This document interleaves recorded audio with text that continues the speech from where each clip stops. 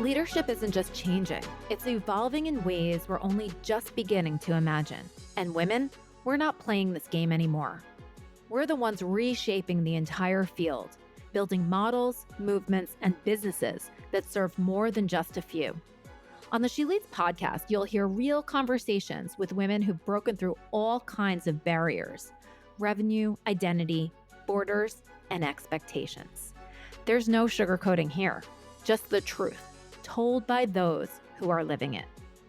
I'm Adrienne Garland, entrepreneur, strategist, educator, and creator of live experiences, gathering women leaders together for over a decade.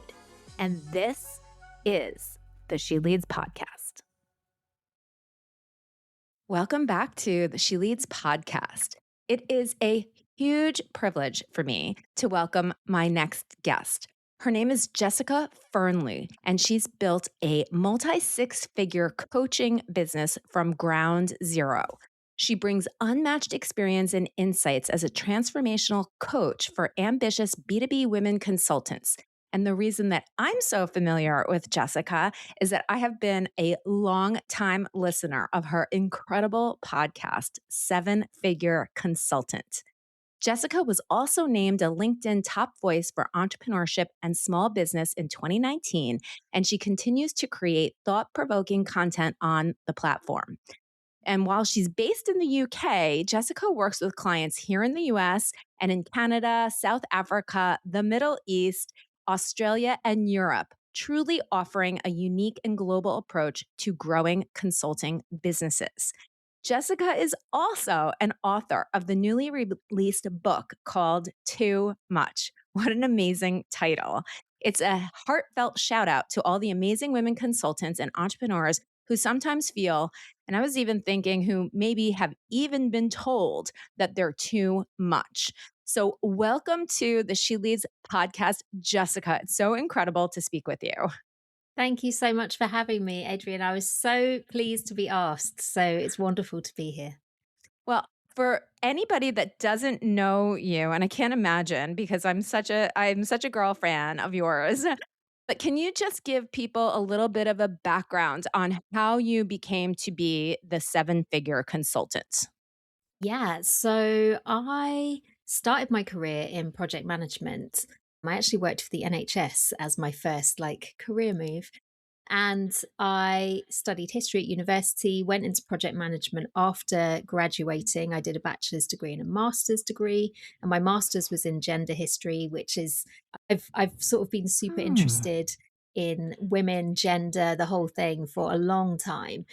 So yeah, from there went into business planning, business development, and then had really bad burnout when I was just 27 years old. And I talk about it a bit in the book, well, quite a lot in the book, actually. And there's a whole thing on there that we can go into. But really, from there, I kind of had a bit of a ground zero in my life. And I was like, I was going to have this big career. Now I don't know what I'm going to do. And I actually ended up working as head of operations in an occupational psychology consulting company running out of London. And we grew the company from 6 to 7 figures. And we started the process of preparing it to be sold. And that was where a lot of our really interesting/alarming lessons that we learned really came from. Because when you start doing all the due diligence, you're like, what are the risks of this business? And it was kind of like, oh, we have quite a lot, even in a successful business. So when that process had kind of kicked off, I actually had my first son. This was 11, 12 years ago. And I was in a situation of like, I feel like my kind of work is done in this company. So what is next for me? And from there, I kind of fell into coaching a little bit. It was something I did not anticipate for myself, but it's been something that I have absolutely loved. So it was kind of a way of bringing my business and project management expertise into a format that works in the marketplace. So that's what I've been doing for the last 11, 12 years. Wow. Yeah, it's so interesting. We were talking just before we hopped on to record about a lot of people going through right now another sort of transition. I'm sure that, like you said, you've been in this business for a certain amount of time. I'm in approximately the same amount of time as you, 11 years, Yeah. 12 years. And, things that have worked, they continue to work, but there's this itch, like, what else is there? I think so many women entrepreneurs that have gotten past that six-figure mark into the seven-figure mark, they don't maybe if they didn't think that maybe they would even get there, right? Mm. So the what's Mm. next after that, we almost don't have a playbook for that. So in your work with women all over the world, are you seeing that come up for women now? Or is it something that you anticipate seeing in these women that have gotten their businesses to the point that they didn't even think they were going to be able to get to? Yeah, I mean, I often feel like there's kind of an initial stage where people are like, I want to make what I was making in corporate. And, Yes. some of my clients, they were doing 400 a year in corporate or like even 700 a year. Oh So my like that's God. not necessarily like a small order at all. But I Wow. think once you do that, then it's like, I want to make more than I used to in corporate because Yes. it's kind of a way of sticking two fingers up, isn't it? And being sort of like, oh, Yes. I can do more on my own. But I think for women, sometimes there genuinely can be places we can get to in entrepreneurship, particularly as consultants. I always say I think that consultants are elite entrepreneurs. I teach people how to create a 100K consulting offer because that is one of the most important foundation stones. If you sell that 10 times, you've got your seven-figure business and you didn't scale. People always say we Mm, should be scaling to seven figures. I think we should grow to seven figures. You don't need a massive team and all this infrastructure. It doesn't need to be complicated, actually. So I mm, always feel like for my clients, there can be this hunger that when they get to around sort of 400, 600,000 a year in their business, it's like, I want to go all the way. And it's like this fire that gets lit. But I do think, you know, I think it's really interesting, Adrian. We've been in business for a really similar amount of time. And I've definitely had seasons and cycles in my own business and times when things were like really kind of growing. And then times when, like, one program, you just start to feel it and you're like, it's coming to an end, like it just is. But mm, I've always found that there's something deeper, bigger, richer that lies behind it. And so I think it's this kind of accept and allow energy. That's what I'm channeling and encouraging everyone to channel. Like, if it feels like the business that you've had is not the thing that is actually what you want at the moment, ask those questions, lean into that transition. What is it transitioning into? We don't want to do the 2020 thing of let's all pivot. I don't right. think that was a good energy for anyone. But it's about kind of, if you're feeling like you're losing energy with it, then like, what are you being called to? Is it something Mm. different? Is it something the same, but we just do it in a different way? But I think those are huge questions for us in the world as it is at the moment. Yeah, I mean, I'm so captivated by what you're saying because I'm listening very much into my own self and Mm. thinking, yeah, the reason almost that I started my business is because I wanted to, I think, prove something, which I Yeah. think so many women can relate to, especially when you, like you said, when you leave corporate and then you start your own business, you want to at least meet the milestone of I need to replace what my salary was. So we set out to do that. And I do think that a lot of women set out to prove that they can do it on their own, that we Mm. don't necessarily need that corporate structure, which has not been built for women, or quite frankly, I think for humans. And Yeah. so we set out to prove that we can do it. And then, once we get there, it really does make you question, if I don't have anything to push off against, what am I moving toward? And I don't Yeah. think that a lot of us ask that question. I mean, even myself, to just be very honest with everybody that's listening, you know, I don't necessarily know what's next. And I think it's a little bit, it is a frustration around the lack of progress that is being made for women entrepreneurs. I mean, the statistics are they're frustrating, they're alarming.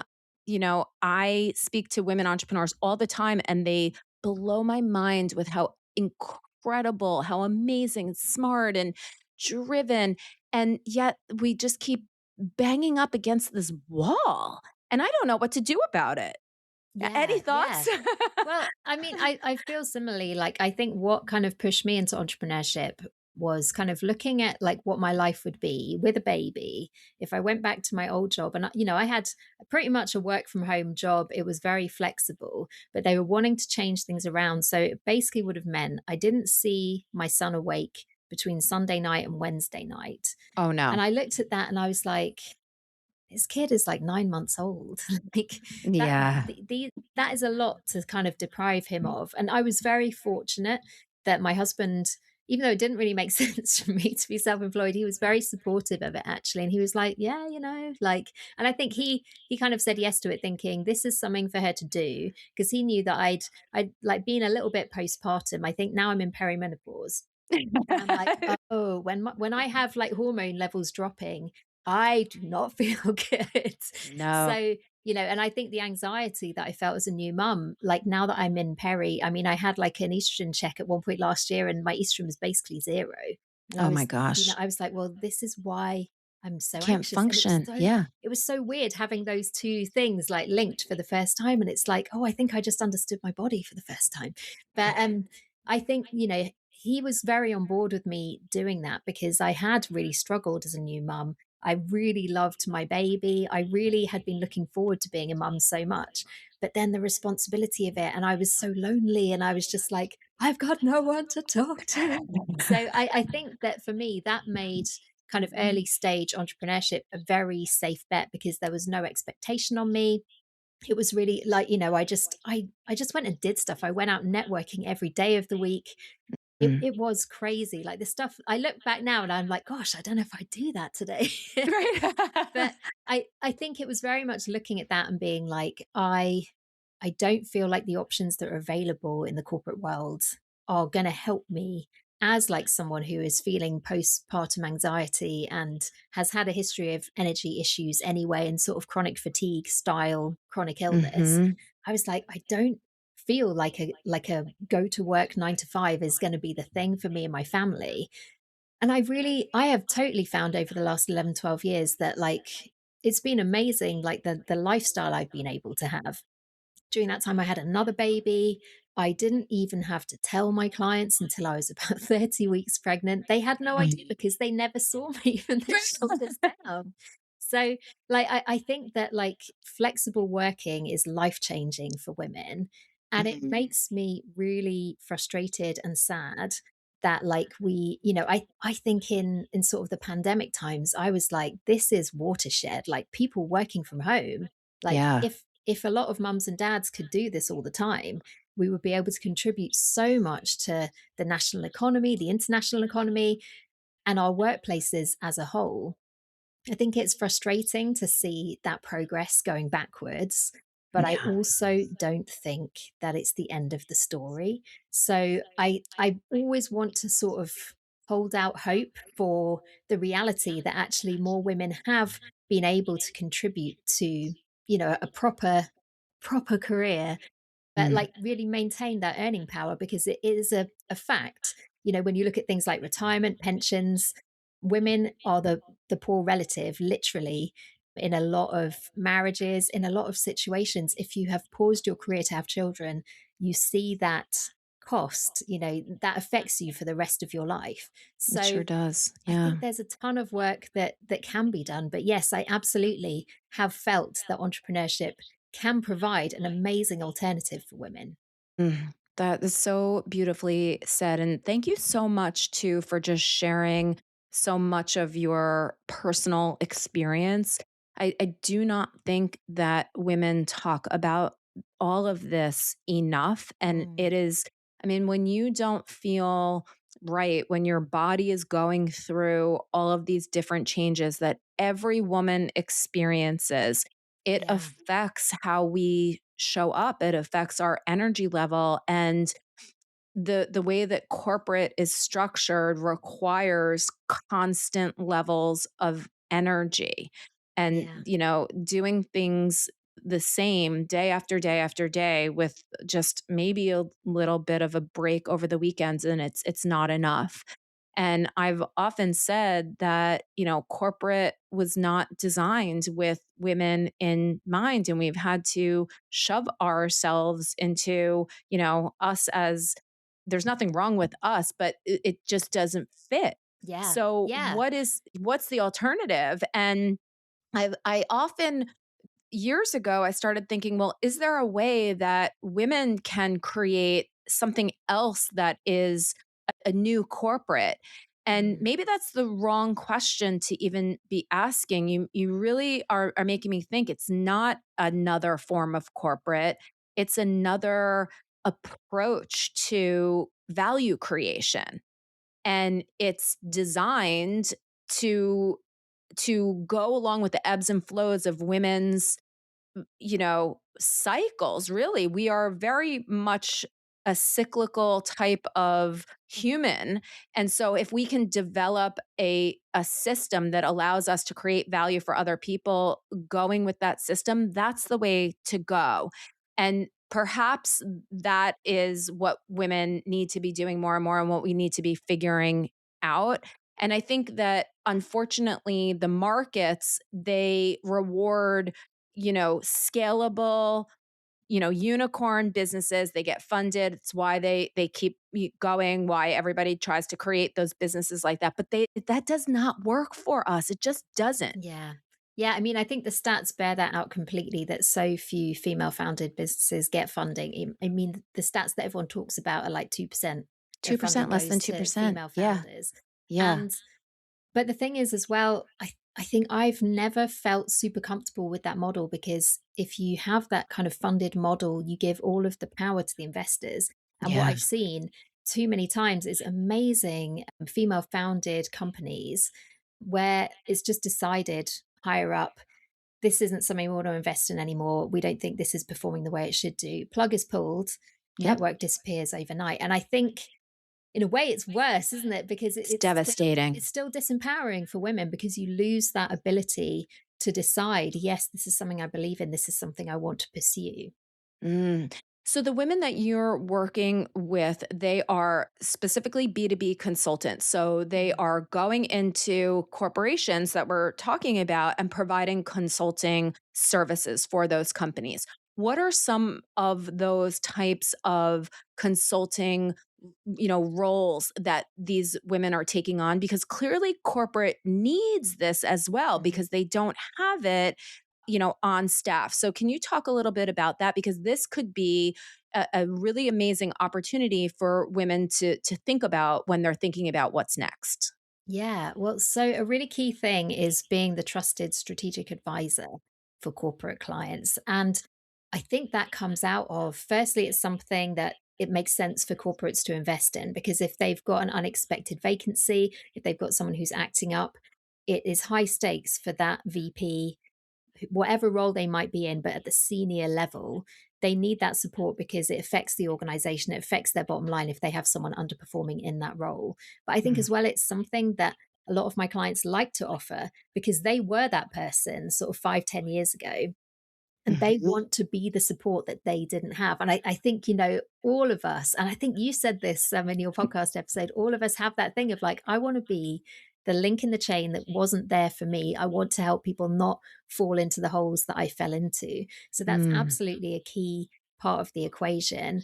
I think that retainer work is actually something that can be very lucrative and very helpful to organizations, again, when they're covering gaps, whatever that might look like. But it's the advisory nature. If you are able to help them make the most of the people that they have in those roles, and there can be some sensitivities around that. Some leaders don't want to admit that they need the help, but very Mhm. often it's very easy for them to make a case for that, this is a hire that just makes sense, this is money well spent that will help the organization.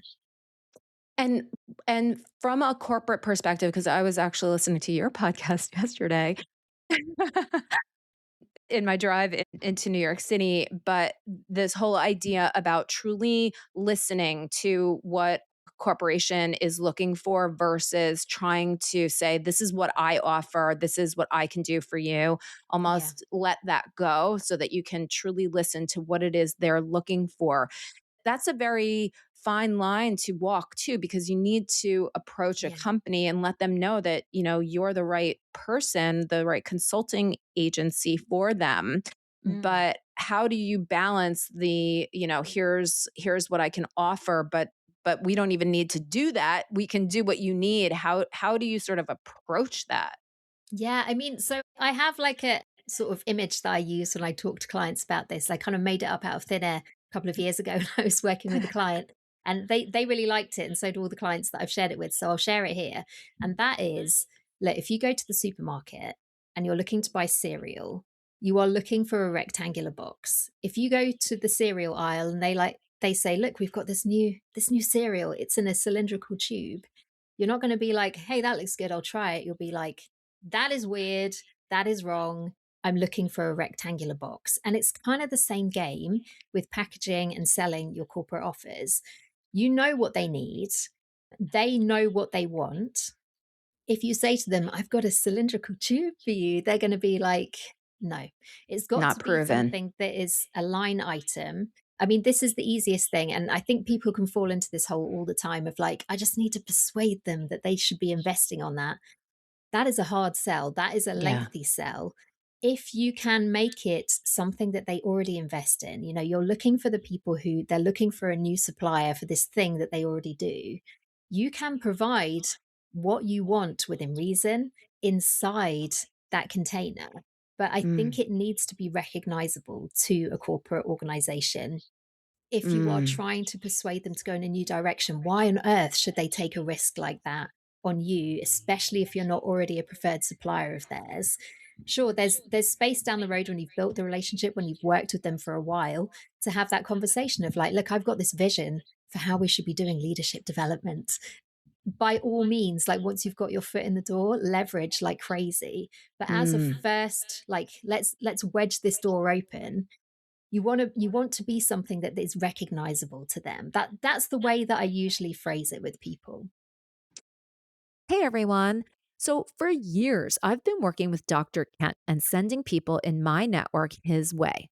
He does so much impact work. What do I mean by that? Well, he helps people create books and podcasts and things like that. He even helps with this podcast behind the scenes. Dr. Kent is my thought partner. Anyone listening knows that we all need to do what we can to get our thoughts, opinions, and voices out into the world, and how important it is for women to invest in other women and for women to hire other women. I am all about that, and you all know that. But in this case, I think Dr. Kent is an exception. He's doing something really different via this new program that he's launched called the Genius Discovery Program. So he wants to work with people like me and like you who are impact driven. Dr. Kent has an intensive program that goes for a month. He also has a 3-month program where he figures out where you're headed with your brand, your business, your speaking, and your signature story as a thought leader. I've known Dr. Kent for a long time. So believe me when I say that he has a ton of experience working with people that are looking to make an impact but might not know exactly how to approach that.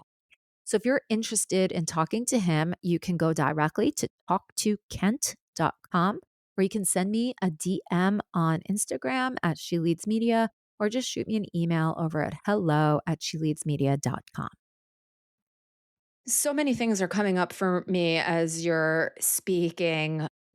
First, so many women leave corporate because it's not designed for them. And everybody always hits some type of a wall. And Mm. whether it's, personal or something that's going on in the business. And then we're starting a B2B consulting business where we need to then go back to corporate and say, I want to help you. That to me also feels a little bit like, wow, we're going back to the place that we have rejected. How Yeah, do it's you like sort of, revisiting the trauma. Yeah, yeah. yes, how do, and I don't know if this comes up for your clients, but how do you sort of contend with that? I might even be asking for myself personally, Yeah. right? Well, this comes up all the time. And I actually think there's two phases with creating a consulting business. So first of all, you come out of corporate, and I speak to women and men all the time who've had a really hard time in corporate and a really bumpy exit. So maybe Yeah. they've been through burnout like I did. And interestingly, I never wanted to tell anyone my burnout story. I was so ashamed of it. And when Yeah. it happened to me, the word burnout hadn't even been invented. And I was just like, I don't know what happened, but I wasn't okay for a while. And now I think I am. But if you've had that bumpy exit or been told that some of my clients, they've been told you're a bad leader by someone who Yeah. is a bad leader. And it's like, oh my gosh. So there can be all kinds of mess that happens. And so there can be a phase where actually you feel like, sorry, my dog has gone mental. Um, My dog was going mental before too. I don't know if you heard him. okay. It's all good. Okay, good. But yet there can be a phase where it feels like we have to like really just kind of like consolidate, stabilize. That was really hard. You feel really churned up. You just want to play it safe for a while. And Mhm. it's almost like a nervous system re-regulation, like calming, healing, starting. Some people do therapy in that stage to get over the trauma that they've been through. Because I think there are a few things that feel as bad as having to go every day to a toxic workplace and be treated badly, and to just be like, my whole life and career is invested in this place, which is chewing me up. I Yeah. think that's a really hard thing to go through. But Mm. what I tend to find, and so some people, they engage me when they are in that stage and they're like, I think I'm going to get laid off. I need a plan. Can you help me make a plan? So, and that's Mm. quite a new thing for me, actually. That's something which has increased over the last year for sure. Mm. But where people also reach out to me is that they've been playing it safe for like a year, maybe 2 or 3 years. And they're like, I'm bored and I think I can do more. In fact, I know I can. And it's Mm. almost like you get your confidence back. You get that feeling of like, I am at a level, in my career I was when I left, and they can feel that they went lower than they needed to. I Mhm. think that there can always be that sense, like when you're doing any kind of career change, but women seem to do it more readily, I think, than men, of taking a big pay cut, doing something which is very basic, very easy. I think sometimes we need that when we've been through something really hard in the workplace, and we need Yeah. that kind of buffer zone almost. But then there's that moment where it's like, wait, I've remembered who I am. And like, Mm. I could definitely have a 7-figure business. And I think that's the point where a lot of people find me and they're like, look, I can do these things, help me turn it into something which makes sense in my industry. So that's what we do. Wow. Yeah, this is gold. Thank you so much I for just sharing everything, because I do think that many more women need this type of support, and when they are ready, and you're right, Mm, we need a nervous system reset after the trauma that we often experience in corporate. And you know, I don't want to be so negative against corporate, because I know for myself I learned so much. I made such incredible friends that I have mm, until this day.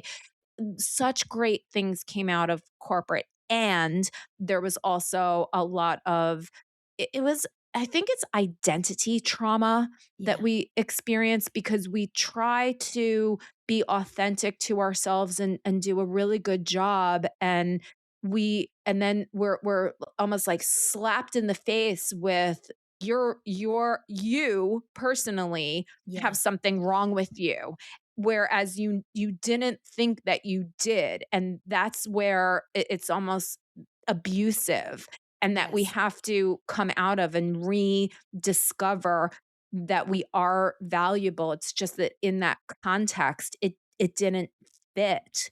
So fitting into corporate Mhm. perhaps is being on the outside and coming back in to help those that work inside that environment, and just connecting to what you said before. It's the you from 5 years ago, 10 years ago, that you want to help and maybe lessen that trauma, because I do believe that corporate is going to evolve and change. It has to, because the younger generation, I see it. I teach Mm, undergrads. They will not put up with some of the things that I know that I put up yeah. with, that you probably put up with. They will just walk out. And companies need workers, period. So they're going to have to change whether they like it or not. Mm, So I love that you're offering this really unique solution for women to almost benefit from corporate, but just in a different way. One other thing that I just am so fascinated with, and you mentioned it before, is this idea of developing in your B2B consulting business a $100,000 offer. mm, What when you talk about that, and I've heard you speak about this on your podcast, it's often not throwing, everything in the kitchen sink into your offer. Can you just talk at a high level about what a 100,000 offer looks like the structure of it, just so that we can start thinking about what that's like and we could potentially use that as our next step? yeah. So, I mean, first of all, there is no one way to achieve this. And that's a really key thing for me as a coach. I work with like the unique personalities of my clients. And particularly for the new consultants, I always, some coaches are like, I'll teach you to do it exactly the way that I did because I've been really successful. And I'm like, please don't do any of the things that I did. I jumped into my business with no plan. I never had a safety net until about 2 years ago. Like, this is crazy. Never do that. So that's the first thing. Like, it can be completely custom. And I think it often works really well when it's something which reflects you, your natural energy, your skills, your abilities, your unique like pathway through your corporate career. But I would say in really simple terms, advisory retainer, it can be that Mm, simple. I have had clients who have actually sold, 6 months of an advisory retainer for 100,000, and it wasn't even a mm, difficult sell. got So, it really can be that straightforward. Yes, we can create something that is like kind of, there's a workshop with some group elements, and there's like senior leadership coaching and sort of one-to-one coaching for the person who's at the very top of the chain. We can create that structure. That's worked really well for some of my clients as well, but it actually doesn't always need to be very complicated. And one of the things that I've said kind of in some of my workshops, but also on my podcast, is the more they pay, the less they get. That's actually how it Yes. works. This is so beautiful. And I want to experiment with this. So I just going back to this advisory. When you talk about advisory, it's basically offering up your brain, your advice, and being available to the people that you're working with in corporate, so that if they have questions, if they do need you to come in for anything, you're sort of available with a nebulous type of approach. Mhm. It's like, I'm a trusted advisor for you. When you need me, I will be there for you, and that's the offer. Yeah, it can literally be that simple. It's not necessarily going to be that for everyone, but like I have clients who in the last year have sold at that level for that offer. Very little like stuff in the Yeah. box. Yep. Really, it's for that person where it's strategic. It's very high risk to the organization to do it wrong in this area. So you are earning your money by keeping them from making big mistakes at crucial times.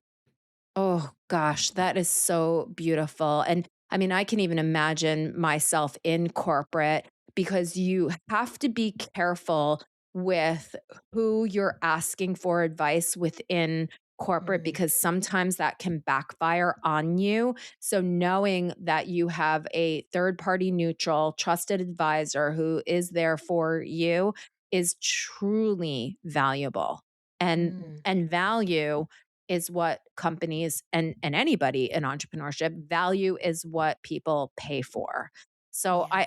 I love that so much. And I would love to almost end on that golden nugget of advice, and almost challenge listeners, what could be your 100K offer? Because we do, as women, we have so many layers of intelligence that go beyond logic, that are truly meaningful. And I do believe that in this world, people are starting to recognize that women have so much more value than we've ever been credited for. Mm. So we need to be compensated for that because we are just amazing. Yeah, 100%. So Jessica, if people would like to get in touch with you, help themselves, if people would like to get in touch with you and get your help for themselves, how can they do so? Yeah, so come to my website, jessicafearnley.com. There's resources there to help you, but you can book in for a discovery call with me. We can explore if we're a fit. I do this work a lot. I really enjoy it. So yeah, if you're listening to this and you just really feel like I want to do that, I actually call it like having a business remodel.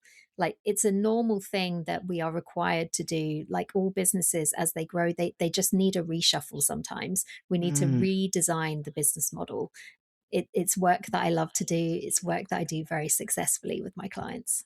Oh my gosh.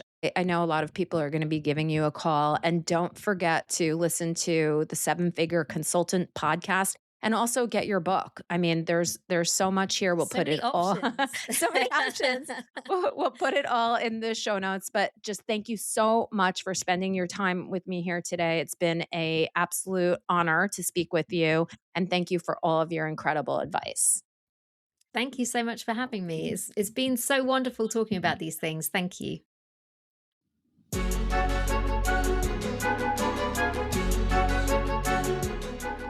If this conversation moved you, inspired you, or made you think differently, please take a moment to leave a 5-star rating and review. It's not just about boosting the show, it's about amplifying the voices of women entrepreneurs who are leading with vision, building with purpose, and shaping what's next. We need more of these conversations in the world right now, don't you think? And if someone came to mind while you were listening, someone who matters to you, send this episode to them. If there's something on your mind about leadership, legacy, or what's next, I want to hear it. Head to sheleadsmedia.com/voice and leave a voice memo or note. Your insight might just help shape a future episode. Make sure to follow the show and come back next week for more conversations you won't hear anywhere else. Thank you so much for listening. This is the She Leads Podcast Network.